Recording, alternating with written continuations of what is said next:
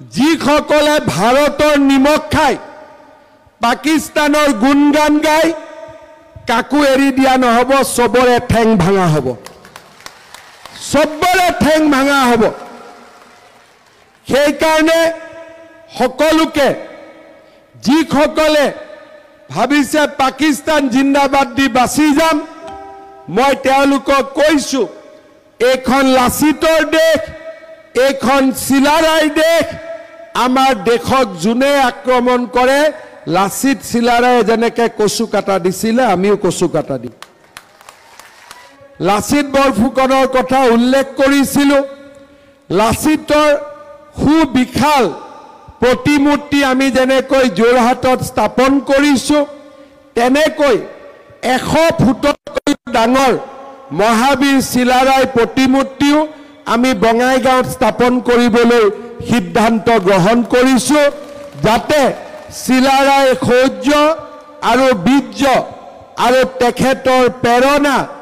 আমাৰ নৱ প্ৰজন্মৰ বাবে পাথেয় হৈ পৰে আমি সিদ্ধান্ত লৈছো যে এইবাৰ কলেজত নামভৰ্তিৰ কাৰণে ইনকাম সাৰ্টিফিকেট নালাগে ৰেশন কাৰ্ড দেখুৱালে আপোনালোকক বিনামূলীয়াকৈ এডমিশন দিব শ্ৰদ্ধাৰ ৰাইজ মানুহৰ যিমান সমস্যা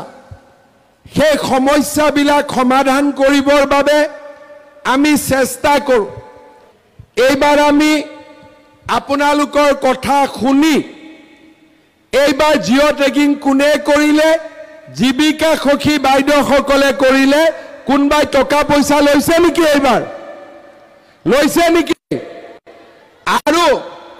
যিসকলে জিঅ' টেগিং কৰিব পৰা নাই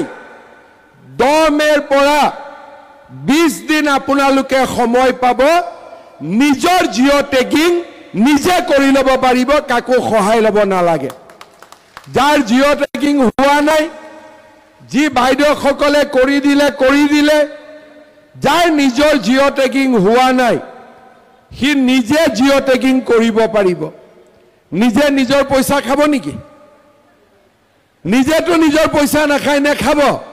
যে যাৰ লগত ৰেশন কাৰ্ড থাকে তাক কোনো আঁচনিৰ কাৰণে